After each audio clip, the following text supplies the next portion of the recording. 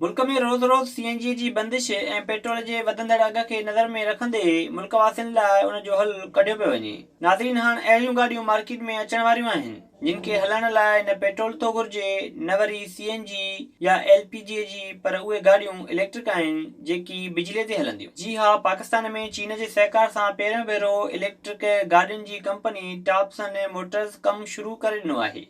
अहिड़ी तक़रीब लाहौर में थी जंहिंमें उन कंपनी जे शोरूम जो इफ्तिताह कयो वियो ऐं उन मौक़े ते 4 इलेक्ट्रिक गाॾियूं मुतारिफ़ करायूं वयूं। उन्हनि में 1000 CC Audi 100 hatchback, GMC single cabin, double cabin ऐं जीएमसी वीगोज़ 2.4 लीटर गाॾियूं शामिल आहिनि। Z100 के इलेक्ट्रिक पावर विज़न खे पाकिस्तान में नेशनल इलेक्ट्रिक व्हीकल पॉलिसी लागू थियण खां पोइ मुतारिफ़ करायो वेंदो, जेकी हिन वक़्ति ॿियनि मुल्कनि में मौजूदु आहिनि। इहा इलेक्ट्रिक गाॾी चार्ज ते 300 किलोमीटर ताईं सफ़र करे सघंदी ऐं उन जी क़ीमत 19 खां 20 लख रुपयनि ताईं हुअण जो इम्कान आहे। कंपनी जीएमसी सिंगल कैबिन जी क़ीमत 29,50,000, डबल कैबिन 39,50,000 रुपया, जॾहिं त जीएमसी वीगोज़ 2.4 लीटर 50,15,000 रुपया रखी वई आहे। विज़िट कयो अवामी आवाज़ मीडिया ग्रुप जी वेबसाइट awamiawaz.pk।